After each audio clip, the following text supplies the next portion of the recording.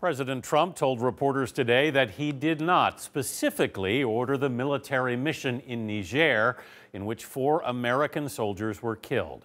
He said his generals made the decision. We've also learned the Pentagon deployed elite commandos to search for one of the soldiers.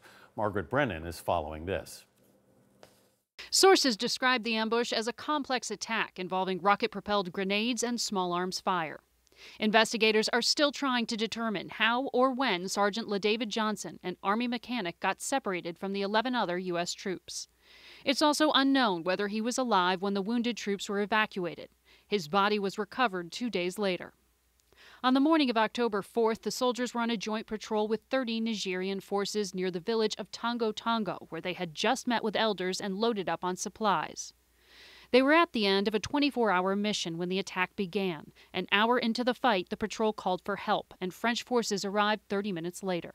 The military soon declared a Dust 1, or duty status whereabouts unknown, for Sergeant Johnson. And a request was made to Chairman of the Joint Chiefs, Joseph Dunford, for more U.S. personnel.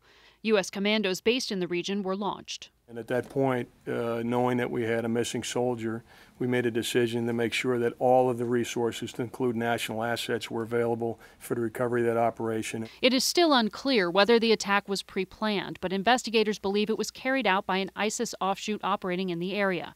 According to military officials, the group is run by this man, Adnan Abu Walid al-Sahrawi. He commands just 40 to 60 fighters, but has allies throughout the region. Sahrawi is wanted by U.S. and French authorities, but U.S. intelligence has not established a direct link between him and the ISIS militants that the U.S. is already fighting on the battleground in Iraq and Syria. Anthony? Margaret Brennan at the Pentagon tonight. Thanks.